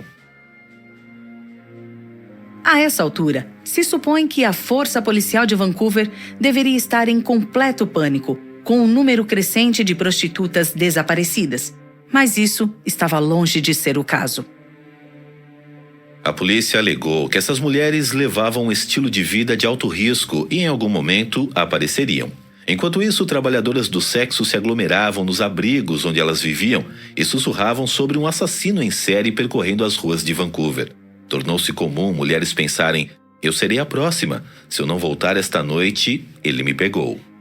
A comunidade de garotas de programa de Vancouver se mobilizou em busca de ação policial no caso de suas amigas desaparecidas. Mas elas foram repelidas em todas as ocasiões. O Departamento de Pessoas Desaparecidas da Polícia de Vancouver se recusou, muitas vezes, até registrarem o desaparecimento delas. A crença prevalecente entre as forças da lei na época era que trabalhadoras do sexo desaparecidas provavelmente estavam só em farras prolongadas, regadas a drogas, ou tinham se mudado da cidade em busca de novos clientes. Esse pensamento preconceituoso continuou até depois da prisão do assassino em série Gilbert Paul Jordan, que tinha como presas trabalhadoras do sexo indígenas de 1965 até 1988. A polícia de Vancouver tinha um nome de estimação para suas vítimas: jordanescas. Em fevereiro de 1991, as prostitutas locais e seus aliados fizeram uma caminhada de lembrança, que se transformou em um protesto contra a ineficiência policial. Felizmente, ela chamou a atenção da Polícia Montada Real Canadense. A Polícia Montada criou uma equipe especial, chamada Projeto Eclipse, para auxiliar a Polícia de Vancouver na investigação dos desaparecimentos. Enquanto a Polícia Montada continuava investigando, em agosto de 1991, outra mulher sumiu. Nancy Clark tinha 25 anos quando desapareceu, no aniversário de 8 anos de sua filha. E a filha mais nova de Nancy tinha apenas 8 meses. Ela nunca teria deixado as suas filhas voluntariamente. Sua família amorosa contou à polícia que Nancy tinha parado de trabalhar nas ruas por 2 semanas depois de ter ouvido sobre um possível assassino em série na região. Mas, desesperada por dinheiro, logo voltou à sua agenda usual de trabalho com sexo. Em 23 de outubro de 1991, o Projeto Eclipse apresentou suas descobertas para a polícia de Vitória. A equipe do Eclipse acreditava que pelo menos um assassino em série operava em Downtown East Side. E poderia haver pelo menos 2 ou 3. Eles consultaram 5 perfiladores adicionais, sendo que todos eles corroboraram essa crença. O perfil criminal era relativamente novo na época. A polícia de Vancouver não pensava muito a respeito. Eles ignoraram os perfis da PMRC, dizendo que, de qualquer modo, a polícia de Vancouver não tinha os recursos para investigar assassinos em série. O Projeto Eclipse acabou sem que o Departamento de Polícia de Vancouver fizesse nada. Willie Picton, por seu lado, se mantinha ocupado. Ele e seu irmão mais novo, David, expandiram sua operação na fazenda com brigas de galo, uma prática brutal e ilegal no Canadá. As brigas de galo eram um grande negócio para os Picton. Centenas de pessoas apareciam para apostar e se divertirem bebendo depois das brigas. Em geral, na América do Norte, a briga de galo é vista como abuso animal. De acordo com a citação do jornal Patologia Veterinária, existe evidência esmagadora de que quando um animal é abusado, as pessoas estão sob risco. Quando as pessoas são abusadas, os animais estão em risco. Em outras palavras, onde quer que eles iniciem o seu padrão de abuso, com humanos ou com animais, pessoas abusivas e violentas tendem a ferir ambos. Em 2009, estudo do jornal Interpessoal de Violência descobriu que por volta de 60% das pessoas que relataram testemunhar crueldade com animais em seus lares de infância também testemunharam maus tratos a crianças ou violência doméstica. Willie tinha testemunhado ambos e agora estava promovendo festas com rinhas de galo como adulto. Contudo, a vida na fazenda não era só beber e jogar. Os irmãos ainda tentavam conduzir um negócio de abate legítimo. Apesar de décadas de prática, Willie nunca se tornou hábil no corte de porcos ou gado. Em função da técnica ruim de Willie, grande parte da carne produzida pela fazenda Picton tinha uma textura fibrosa desagradável e uma cor acinzentada. A namorada de Dave descreveu a carne que Willie deu a ela como comer um prato cheio de minhocas. Ele também adquiriu a reputação local de comprar animais doentes e infectados que outras pessoas não abateriam. Não fica claro a razão de ele ter incorrido nessas práticas, mas, quase com certeza, isso afetou a qualidade da carne. Em uma ocasião, Willie ofereceu um porco assado a alguns operadores de máquina que estavam trabalhando na fazenda. Quando eles o levaram para casa para esquentar para o jantar, eles descobriram que a carne estava rançosa. Convidados familiarizados com o matadouro de Willie, com frequência recusavam comer qualquer coisa que viesse dos freezers imensos onde Willie guardava a carne para vender. Os rapazes assavam porcos inteiros ou cabritos para seus convidados. Assim, Willie só tinha que matar os animais, não cortá-los em porções de carne. Embora fosse solitário por natureza, Willie realmente gostava de dar festas e mostrar a sua fazenda, desde que ninguém adentrasse seus espaços privados sem ser convidado. Essa era uma das poucas coisas que podiam deixar Willie enfurecido. Os locais pensavam em Willie como um anfitrião amistoso, ainda que um tanto excêntrico. Além disso, ele conquistou reputação como mecânico habilidoso. Motoqueiros e motoristas profissionais traziam-lhe seus veículos avariados e logo estavam de volta à estrada. Ele podia consertar praticamente tudo por um custo bem mais baixo. Willie Picton também tinha uma amizade estreita com uma mulher. Seu nome era Lisa Yields e ela conheceu Willie em 1962, quando tinha 5 anos de idade. Lisa, que tinha pai branco e mãe chinesa, foi abandonada pelos seus pais quando ainda era pequena e criada por seus avós chineses. Ela foi uma criança triste e solitária, com poucos amigos para conversar. Quando tinha 5 anos, ela se lembra de ter visitado a fazenda da família Picton para seus avós comprarem carne. Willie, na época, com 13 anos, notou a criança pequena e triste e lhe deu um pacote de cachorros quentes para levar para casa. Foi um ato de bondade que ela se lembrou quase 30 anos depois, quando o viu na vez seguinte. Lisa era, naquela altura, uma motoqueira calejada, com uma profunda aversão pela polícia. Lisa se reencontrou com Willie no início dos anos 1990, depois que seu filho ficou amigo do sobrinho de Willie. Os garotos estavam bebendo e dirigindo juntos, sendo menores de idade. Em um momento de pânico, Lisa ligou para Willie. Ele encontrou os 2 adolescentes, levou-os de volta para casa a salvo e se afeiçoou de novo à sua amiga de infância. Willie não era um tipo que agradasse a todos, mas Lisa também não era. Ela era desbocada, bebia muito e fumava como uma chaminé. Ela não tinha medo do temperamento que tornava Willie um amigo desagradável para a maioria das pessoas. Se ele fedia, como acontecia com frequência, ela o mandava tomar banho. Sua ocupação não causava nenhuma inquietação a ela. De fato, muitas vezes, ela se reunia com ele no matadouro. Enquanto ele matava os animais, ela cortava a carne. Não havia relacionamento sexual entre Willie e Lisa. De vez em quando eles dormiam juntinhos na cama, mas nunca foi além disso. Ainda assim, sua amizade com Lisa Yields provavelmente foi o que Willie teve de mais próximo ao amor em toda a sua vida. Existiram outras mulheres com quem ele teve relacionamentos duradouros, incluindo uma mulher chamada Tânia, que foi por um tempo sua colega de quarto, mas nenhuma das outras entraram no galpão para ajudar a abater seu gado. Porém, algumas desafortunadas descobririam o que ele estava fazendo de fato com sua máquina de moer carne. Em 1991, uma equipe especial de perfiladores criminais disponibilizados pela Polícia Montada Real Canadense investigou o desaparecimento de mulheres em Downtown Eastside, mas suas descobertas, sugerindo que um assassino em série estava ativo na área, foram ignoradas. Depois do fracasso do Projeto Eclipse em provocar qualquer ação da polícia de Vancouver, a polícia montada se retirou. Mas em 1992, a crise das mulheres desaparecidas voltou à tona. Graças aos esforços de jornalistas dedicados na área, desta vez, não seria permitida à polícia ignorar os fatos. Em 6 de junho de 1992, Kathleen Watley desapareceu. Ela tinha 39 anos e ficou conhecida pela polícia depois de sua prisão recente por se oferecer para um policial disfarçado. Kathleen era negra, 1,60 m de altura, e conhecida por sua coragem. Como a maioria das mulheres desaparecidas, ela era usuária de drogas.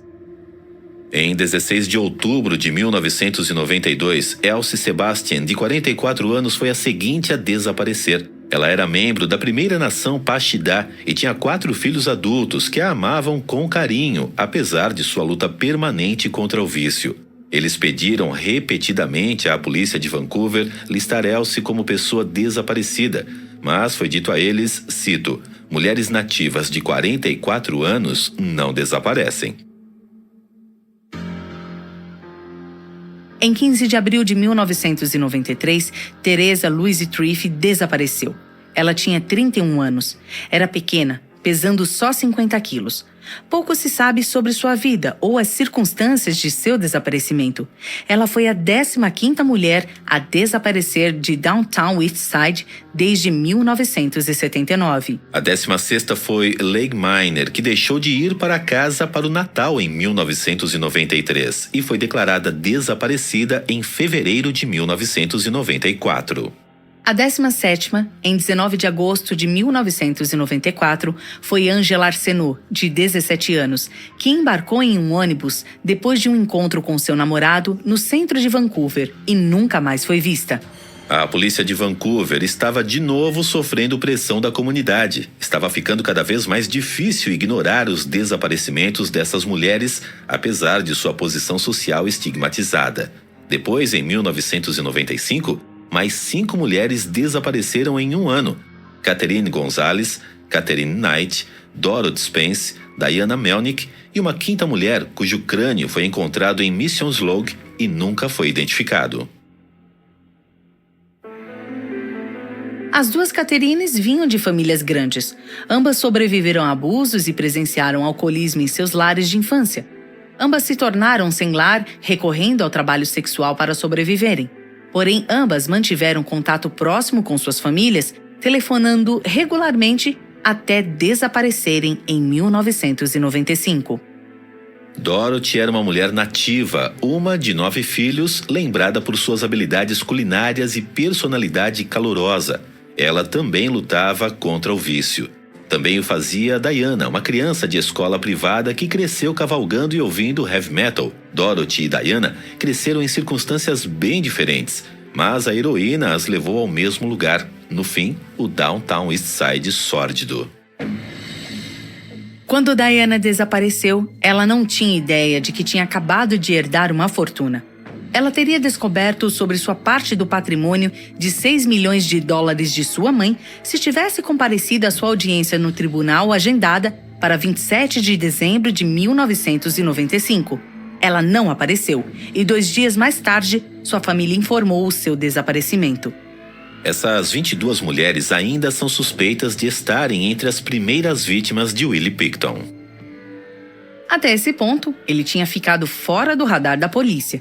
Embora, curiosamente, foi uma série de assassinatos que não tinham correlação em si, chamaram a atenção da polícia para Willie Pickton. Em 1995, 4 trabalhadoras do sexo foram assassinadas em Downtown Eastside. Seus nomes eram Mary Lidgerry, Tracy Olajide, Victoria Yanker e Tammy Pipe.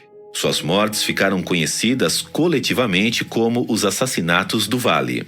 Essas mulheres vulneráveis tinham poucos amigos em vida, mas na morte elas encontraram uma aliada poderosa, Kim Pemberton, uma repórter do Vancouver Sun, que se recusou a deixar os crimes de Downtown Eastside de lado e mulheres assassinadas saírem no noticiário jornalístico. Muitas vezes ela confrontou a polícia de Vancouver sobre sua atitude apática em relação à onda de desaparecimentos e homicídios. Kim não se tornou popular com a polícia. Ela os confrontou publicamente por sua falta de cuidado com vítimas de assassinato que tinham trabalhado no negócio do sexo ou usado drogas. E, por fim, a polícia de Vancouver foi forçada a começar a investigar a possibilidade de um assassino em série na área. Mas eles procuraram em todos os lugares errados, começando por Seattle. De 1982 a 1984, o assassino de Green River matou prostitutas na área de Seattle. A polícia de Vancouver, no início, pensou que o mesmo assassino em série devia ter se mudado para Vancouver para continuar sua saga de assassinatos. A teoria fazia algum sentido, ambos os assassinos tinham uma preferência por prostitutas, e um suspeito anterior de ser o assassino, Green River, Gary Leon Ridgway, tinha sido visto com frequência em Vancouver. É provável que Ridgway, que mais tarde confessou ser o assassino Green River, fosse responsável por alguns dos desaparecimentos e assassinatos em Vancouver. Porém, quando os primeiros testes de DNA surgiram para descartar Ridgway como o assassino Green River, a polícia, pela primeira vez, voltou-se para Willie Pickton como um suspeito possível. Os irmãos Pickton já eram bem conhecidos como vândalos locais, antes do nome de Willie surgir em conexão com os assassinatos Valley. Eles nunca foram suspeitos de assassinato antes, mas suas festas barulhentas e associação com gangues chamaram a atenção dos investigadores. Embora ele odiasse a polícia, Willie voluntariamente deu uma amostra de DNA para os investigadores de crimes graves, que trabalhavam nos assassinatos Valley. Não houve compatibilidade. Depois de Willie passar no teste de DNA de 1995, ele deixou de ser prioridade para os policiais. Ele não estava eliminado formalmente como suspeito, mas os policiais foram em busca de outras pistas. E Willie, sentindo-se imune de acusação, depois de escapar da prisão, seguiu em frente para cometer novos crimes. Os irmãos Pickton até pareceram zombar do público, com a fundação de uma organização de caridade em 1996, chamada Sociedade O Palácio Porquinho Bons Tempos. Sua sede era um bar, que os homens compraram com dinheiro vindo da venda de algumas terras. Sua missão declarada era arrecadar fundos em nome de grupos importantes. Para a grande abertura do palácio, Willie se barbeou, o que era uma raridade. De fato, Sociedade O Palácio Porquinho Bons Tempos era mais parecida com uma isenção fiscal local para a habitual libertinagem da fazenda de porcos Pickton. Strippers, Hells Angels e até policiais de folga frequentaram as festas enormes dadas no palácio. Os policiais não só deixaram Willie livre por assassinato, agora eles estavam festejando e bebendo com ele. Também, em 1996, 3 mulheres desapareceram de Downtown Eastside: Frances Young, Tanya Marlowe e Olivia Williams. Quando a família de Tanya tentou informar seu desaparecimento, a polícia de Vancouver respondeu: sua filha só saiu para se divertir, não percam o seu tempo. A irmã de Tanya ligou para o departamento de pessoas desaparecidas sem parar pelos 2 dias seguintes, até que eles, por fim, concordaram em fazer um relatório. Mas, como nos outros desaparecimentos daquela época, ele não foi investigado. Muitas das mulheres que desapareceram em 1995 e 1996 viviam ou tinham vivido no Vernon Rooms, um pensionato em Downtown Eastside que atendia prostitutas.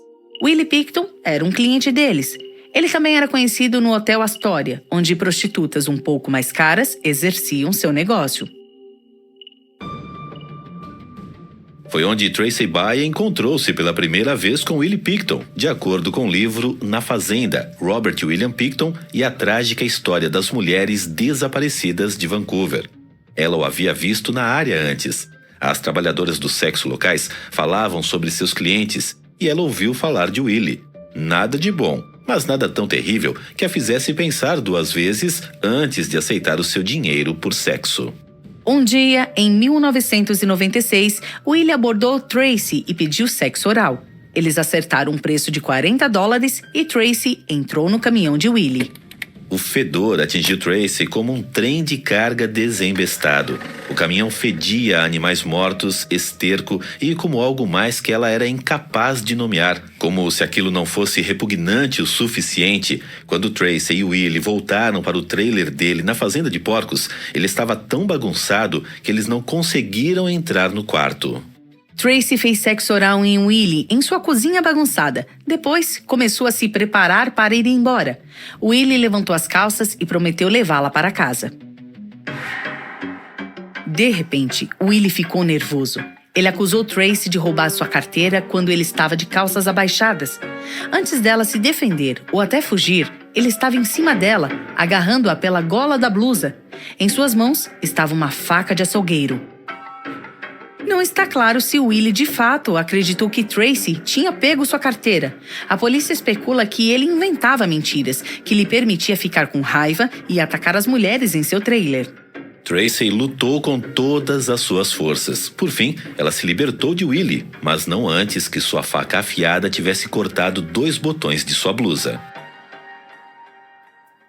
Tracy correu para fora do trailer, temendo por sua vida. Quando ele saiu depois dela, ele não estava mais com raiva. Com calma, ele pediu a Tracy que entrasse em seu caminhão para levá-la de volta a Downtown East Side. Ela não tinha como chegar em casa, além de caminhar por muitos quilômetros. Então, ela concordou. Enquanto levava Tracy para casa, Willie contou-lhe que gostava de ajudar jovens trabalhadoras do sexo a saírem do negócio. Ele as encontrava nas ruas e as levava para casa. Willie estava com raiva, porque muitas delas voltavam à heroína depois que ele tentava ajudá-las. Willie disse a Tracy que viciados recorrentes, cito, não merecem viver. Tracy era uma viciada, embora Willie não soubesse. Ela mesma tinha tido muitas reincidências. Foi uma volta arrepiante para Downtown East Side. Tracy não se deu ao trabalho de ligar para a polícia sobre a agressão. Ela sabia que a polícia de Vancouver não faria nada a respeito de uma agressão física a uma trabalhadora do sexo. Ela estava satisfeita só por ter escapado com vida. Ela foi uma das poucas mulheres a verem o lado sombrio de Willie e sobreviverem a isso. A maior parte das mulheres que viram a faca de açougueiro de Willie terminaram suas vidas dependuradas como um de seus porcos, em um gancho de carne no galpão. Por essa época, a amiga mais próxima de Willie, Lisa Yields, se mudou. Ela tinha sido a única pessoa, além de Willie, que entrava regularmente no matadouro. Sem Lisa olhando por cima de seu ombro, Willie ficou livre para passar mais tempo ainda atacando mulheres.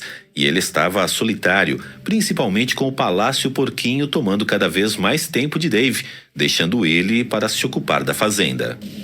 Dave tinha uma visão de negócios maior para a marca da família Pickton, além de uma fazenda de porcos de sucesso e um bar de encontros.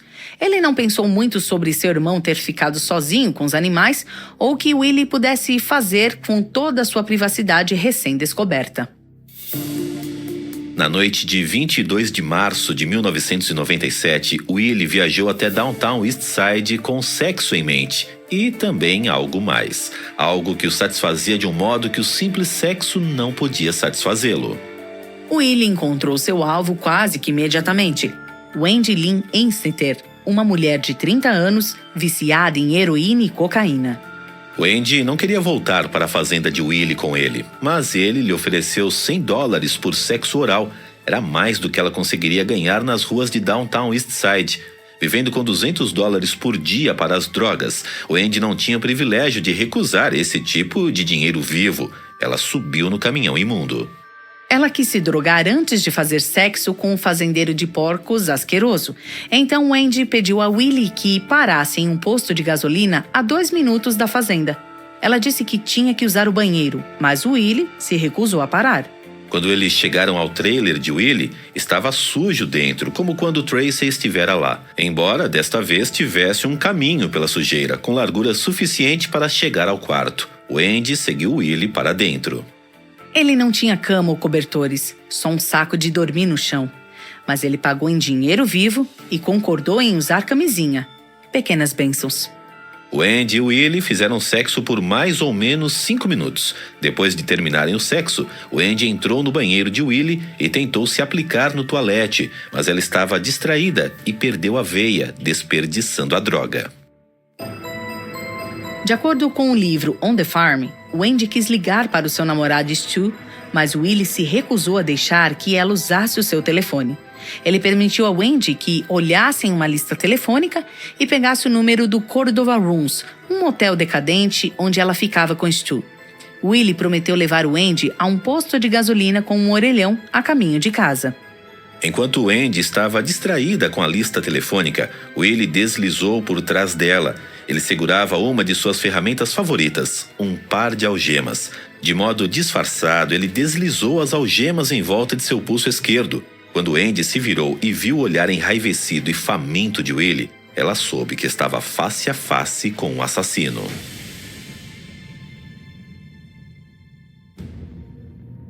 Foi o momento de lutar ou fugir. Wendy escolheu lutar. Ela mordeu, chutou, arranhou, esmurrou e estapeou, dando tudo de si. Com as algemas balançando em um pulso, ela recuou para dentro da cozinha de Willie. Tinha uma faca de açougueiro na mesa da cozinha. Wendy a pegou, mas em seu estado de pânico, acidentalmente, ela a pegou pela lâmina. Com sangue pingando de sua palma, Wendy cortou o queixo de Willie, abrindo-o. Ele urrou de dor. Eles continuaram a lutar, saindo do trailer enquanto brigavam pela faca. Tanto Wendy como Willie estavam perdendo muito sangue rápido. Willie encurralou Wendy contra seu caminhão. Ela viu a faca na mão dele. Depois, viu seus olhos fechando. Willie desmaiou pela perda de sangue antes de dar o golpe final. Mas Wendy também estava muito fraca. Ele tinha cortado a sua barriga, deixando-a parcialmente eviscerada. Mas sua vontade de viver era grande. Wendy se colocou em pé e correu da fazenda, deixando Willie sangrando no meio da sujeira. Pouco depois da meia-noite, em 23 de março de 1997, Wendy Lynn Esteter sofreu ferimentos horríveis em uma luta com o assassino em série Willie Pickton. Com seus intestinos saindo para fora de um corte profundo, atravessando seu estômago, ela correu para longe da fazenda de porcos Pickton e em direção a 2 casas à distância. Ela ainda segurava a faca de açougueiro que tinha usado para enfrentar Pickton.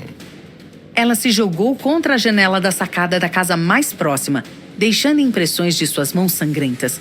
Wendy sabia que só tinha alguns minutos antes de também desmaiar com a perda de sangue.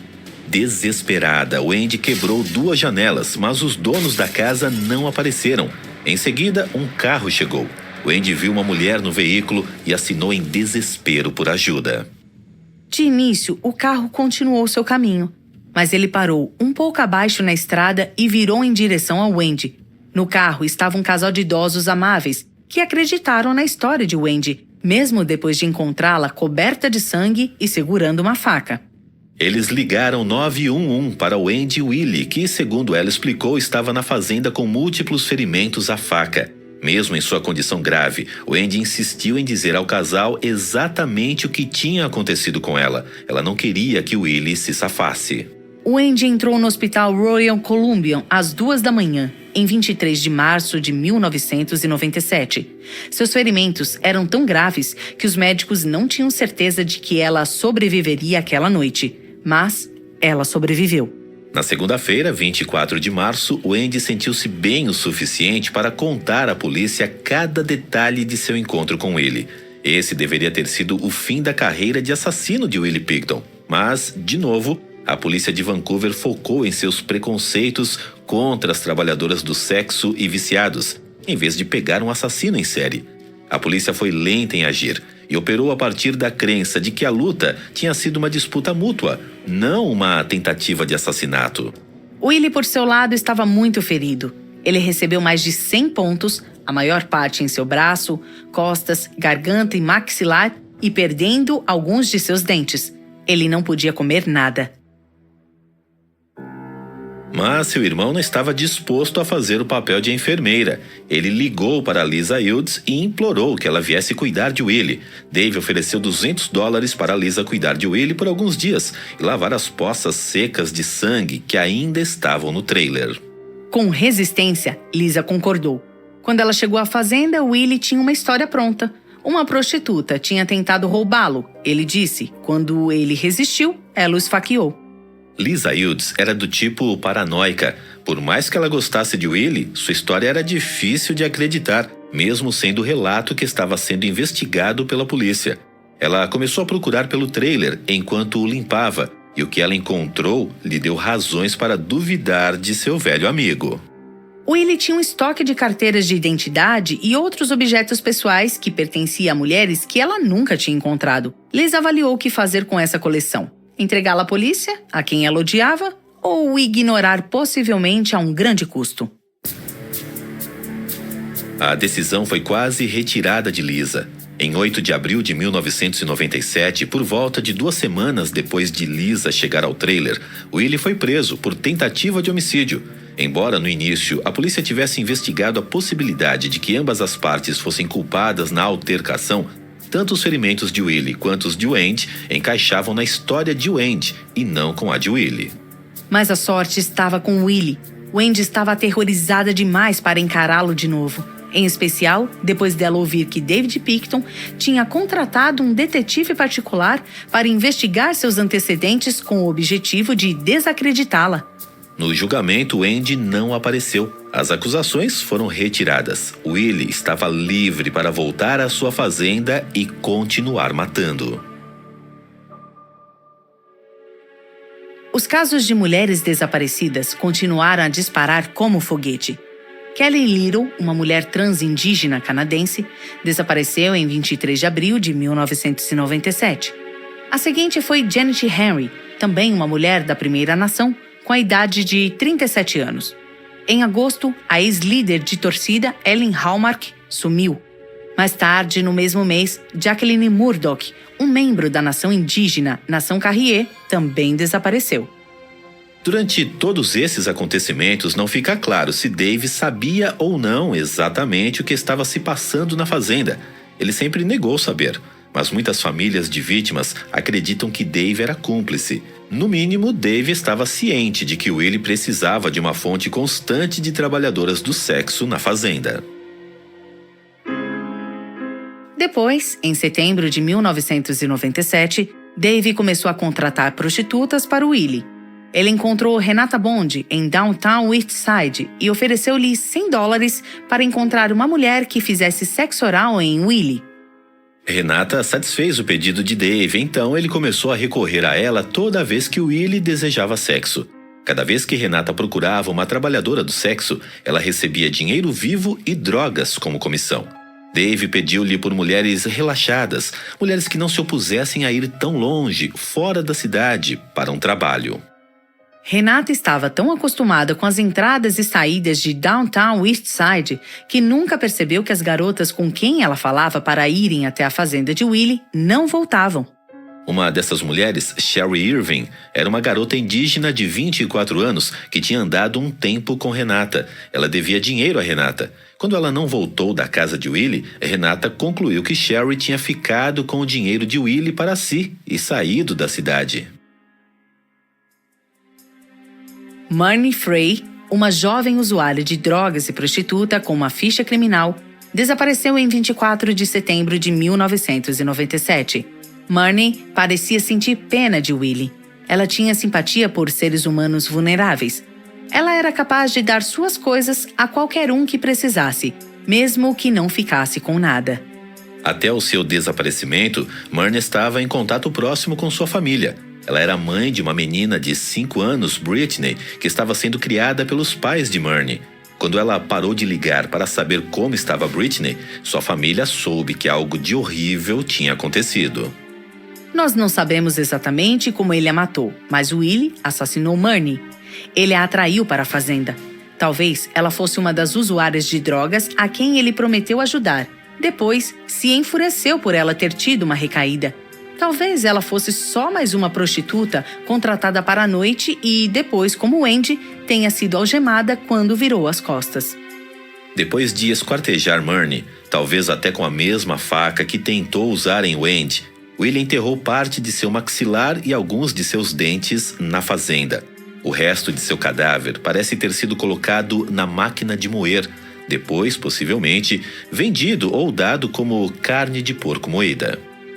A seguinte a desaparecer foi Cindy Felix, que nasceu em uma família rica, mas voltou ao vício. Sua família mantinha contato com ela.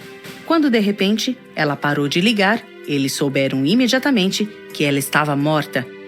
Nós sabemos menos ainda sobre o que aconteceu com ela, mas ela ficou na fazenda de Willie tempo suficiente para deixar traços de seu DNA para trás. Talvez seu corpo também tenha ido parar num moedor de carne, mas desta vez ele não se deu ao trabalho de pegar o maxilar como recordação. Em 24 de dezembro de 1997, Willie deu uma parada nos homicídios para fazer uma brincadeira. Ele dirigiu até Downtown Eastside com 2 leitões em seu caminhão e os soltou na rua Hastings. Depois, Willie passou o resto do dia assistindo os porcos correrem assustados pela vizinhança. Ele gostou em especial de ver os policiais correndo atrás deles. Porém, logo ele estava de volta à matança. Logo depois do Natal, Carrie Coste desapareceu. Depois de matar Carrie, no início de 1998, Willie sentiu-se invencível. Ele continuou assassinando e a polícia de Vancouver continuou enterrando suas cabeças na areia. Depois de uma revisão completa nos arquivos dos casos de mulheres desaparecidas de Vancouver, os policiais anunciaram publicamente que não acreditavam que um assassino em série estivesse à solta em Vancouver. Aquelas foram boas notícias para os assassinos em série locais, é claro. Willie, de novo, aumentou suas atividades depois que o relatório chegou ao noticiário. No início de abril de 1998, Sarah Jane DeVries, uma viciada e trabalhadora do sexo, tendo plena ciência da crise de mulheres desaparecidas, escreveu um poema sobre o homicídio. Como reportado no livro Na Fazenda, lê-se em um trecho: corpos de mulheres encontrados espancados além do reconhecimento. Você dá um gole em seu café, dá uma tragada em seu cigarro, vira a página, dá uma mordida em sua torrada. Só outro dia, só outra morte. Alguns dias mais tarde, ela desapareceu. Como o corpo de Cindy, o cadáver de Sarah não foi recuperado. Apenas traços de DNA foram deixados para trás para, de modo limitado, explicar seus momentos finais. Sarah foi a 48ª mulher a desaparecer de Downtown Eastside desde 1979. A seguinte foi Inga Hall, somando 49. Há anos, repórteres locais estavam pressionando a polícia de Vancouver sobre a crise das mulheres desaparecidas sem resultados. Agora, de novo, eles intensificaram suas reportagens e, de novo, a polícia de Vancouver insistiu, por meio de sua assessoria de imprensa, que não havia nenhum assassino serial em Downtown Eastside. Os artigos nos jornais produziram uma pista. Bill Hiscox, que em 28 de julho de 1988 chamou o melhor amigo de Sarah Jane DeVries, Wayne Lang, para conversar. Bill tinha visto uma entrevista no jornal com Wayne Lang e não pôde evitar condoer-se por ele. Calmamente, Bill relatou histórias que tinha ouvido de uma amiga, Lisa Hughes, que tinha ajudado Bill a conseguir um emprego na fazenda Picton. Bill contou a Wayne que ele e Lisa Hughes tinham visto carteiras de identidade de mulheres, bolsas e roupas no trailer de Willie. Eles suspeitaram, disse Bill. Bill tinha ido à polícia de Vancouver com essa informação várias vezes, mas eles não fizeram nada a respeito. Nem mesmo quando mulheres continuaram a desaparecer. Enfim, em abril de 1999, a polícia de Vancouver, por fim, reagiu, oferecendo $100 mil de recompensa por informações sobre as mulheres desaparecidas. Enquanto isso, uma jovem chamada Lynn Ellingsen estava trabalhando para a fazenda Picton, cuidando dos livros e fazendo pequenas tarefas. Ela era usuária de drogas, mas os Picton não ligavam. De fato, eles mesmos vendiam drogas a ela. Ela vivia num local com eles e era tratada como família. Uma noite de primavera, Willie levou Lynn com ele a Downtown Eastside, onde pretendia arranjar um encontro para si. Eles pegaram uma jovem com cabelos negros curtos. Ela estava disposta a ir à fazenda para passar a noite. Lynn e a jovem prostituta se deram bem. Fumaram crack juntas até Willie ficar impaciente e pedir à prostituta que fosse com ele para o quarto. Lynn voltou para o seu quarto e fumou mais crack. Algum tempo mais tarde, ela estava drogada demais para se lembrar exatamente quando Lynn viu uma luz no galpão. Era o mesmo galpão onde Will fazia os seus abates. Pareceu estranho. Em um estado de confusão produzido pela droga, ela saiu da cama e foi cambaleando em direção ao galpão para ver o que poderia ter acontecido. E a forçou a olhar a prostituta que eles tinham pegado mais cedo, agora morta e pendurada pelo mesmo gancho de carne que ele usava para porcos e gado. Lynn quis correr, mas Will estava segurando-a firme pelo bíceps.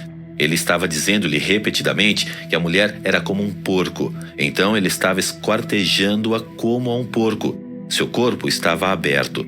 Will estava retirando as suas entranhas e jogando-as em um balde. Lynn ficou surpresa com a cor amarela da gordura da mulher, tão diferente da gordura branca de animais que ela tinha visto antes. Nós não sabemos se Willie em algum momento comeu carne de suas vítimas, mas seu ritual de esquartejamento guardava resquícios de canibalismo. A terapeuta Karen Hillen diz que, para uma parte da população, o canibalismo pode se tornar viciante. Para pessoas com fantasias canibalísticas que agem com base nesses desejos, a adrenalina da realização dessa fantasia libera uma explosão de dopamina, um neurotransmissor associado ao prazer intenso. Esse fato poderia levar alguém a buscar a satisfação dessa fantasia repetidamente. Sendo ou não um canibal, Willie misturava restos mortais humanos com a carne de sua fazenda. Talvez para ele a fantasia do canibalismo fosse menos relativa a ele mesmo consumir as mulheres e mais sobre o poder de enganar alguém para que o fizesse. Willie disse a Lynn que se algum dia ela contasse a alguém o que tinha visto, ela também iria para o gancho de carne.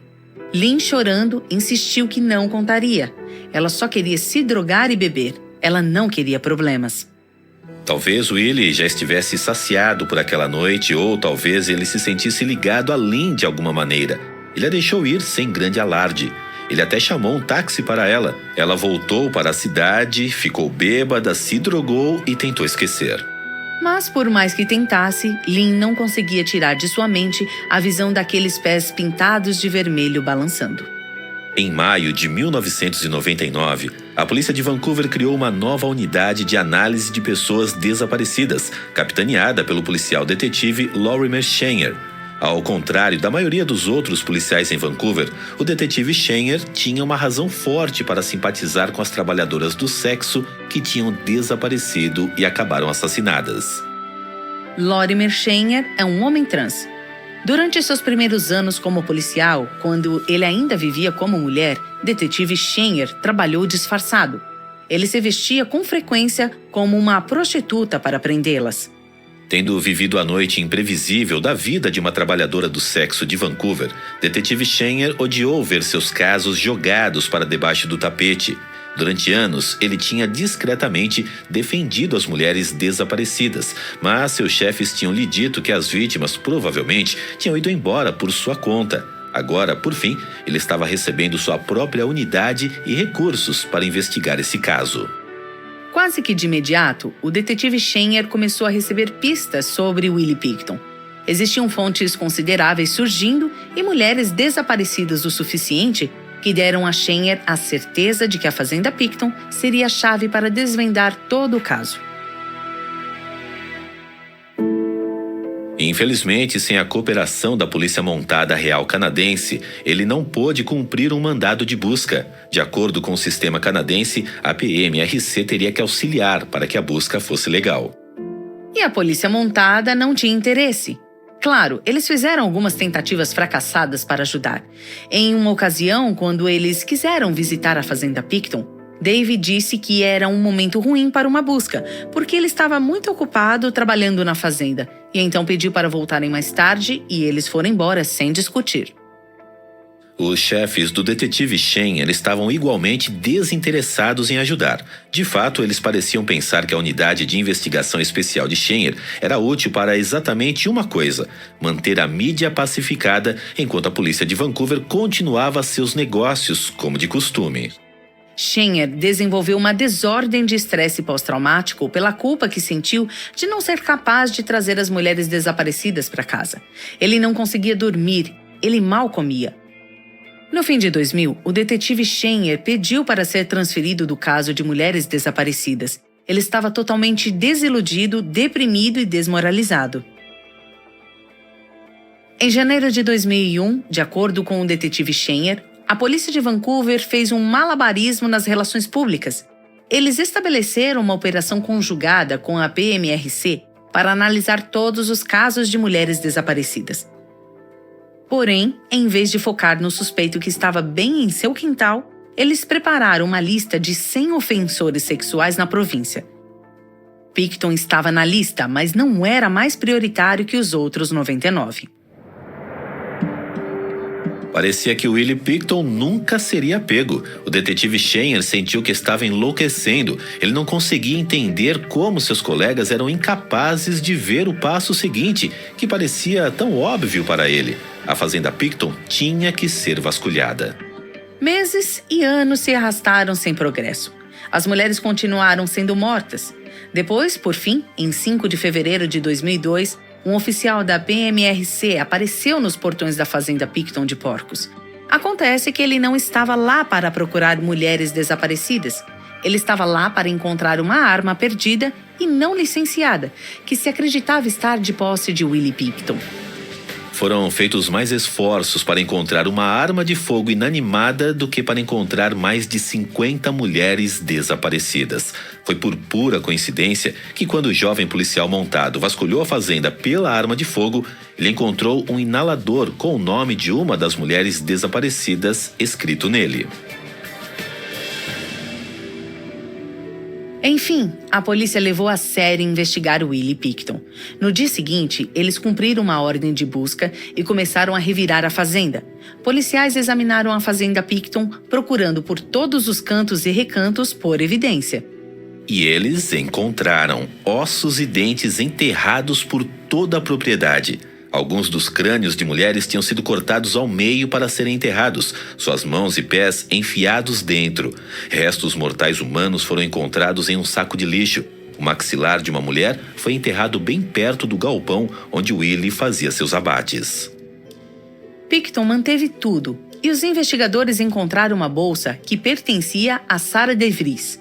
Dentro da bolsa estava uma camisinha usada que deu positivo para o DNA de Willie Picton.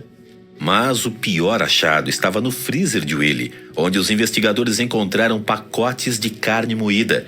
Eles deram positivo para a comparação do DNA das vítimas Inga Hall e Cindy Felix. Depois do fato, descobriu-se que Money Free também foi moída com outra carne e servida em um dos churrascos de Picton. E pavorosamente mais tarde, um de seus primos percebeu que eles estiveram na festa e provavelmente consumiram um membro de sua própria família. Quando o detetive Schenner ouviu a respeito da busca, ele ficou tão perturbado com as notícias que tudo o que conseguiu fazer foi chorar. Por fim, as vítimas teriam suas vozes ouvidas, mas tinha demorado demais. Em 22 de fevereiro, Willie Picton foi preso e acusado por 2 mortes. Porém, os investigadores estavam só começando. Os investigadores entraram na propriedade com equipamento pesado em junho, escavando toda a fazenda em busca por mais evidências.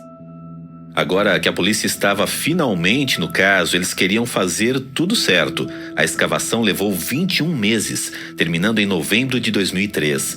Para permitir um amplo tempo para o recolhimento de evidências, o julgamento de Willie Pickton não começou até 22 de janeiro de 2007.